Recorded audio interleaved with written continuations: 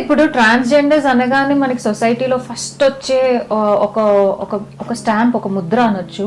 ఏంటంటే వీళ్ళు మనుషుల్ని చాలా ఇబ్బంది పెట్టేస్తారు, లేకపోతే పబ్లిక్ ట్రాఫిక్ దగ్గర ఎస్పెషల్గా చాలా ఇబ్బంది పెట్టేస్తారు, డబ్బుల కోసం ఎంత అయినా సరే ఎలాంటి పని చేయడానికన్నా రెడీ అయిపోతారు అని అంటారు కదా.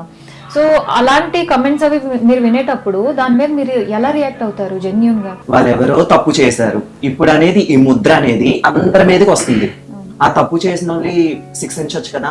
ఇప్పుడు మొత్తం సమాజంలో అందరి మీద అనేది పడుతుంది. ఇక్కడ అందరూ ఒకటే, ట్రాన్స్ పీపుల్స్ అంతా ఒక్కటే. జెన్యూన్ గా ఉన్నా కూడా ఫేక్ గా ఉన్నా కూడా ఆ ఫేక్ పీపుల్ వల్ల జెన్యూన్ వాళ్ళు కూడా ఇంకా అందరికి ఒక్కటే. ఎలా అంటే మనుషులకి ఆ నోరు ఎలా వస్తుందో అర్థం కాదు. అంటే అందరినీ ఒకేలాగా వీళ్ళంటే ఇంతే, వీళ్ళు ఇలాంటి వాళ్ళే అని స్టాంప్ ఎలా ఇస్తారో కూడా అర్థం కాదు. మిమ్మల్ని చూస్తుంటే ఎంత చక్కగా నీట్ గా అంత అందంగా ఉన్నారంటే, బుట్ట బొమ్మల్లాగా ఉన్నారంటే, చాలా బాగున్నారు.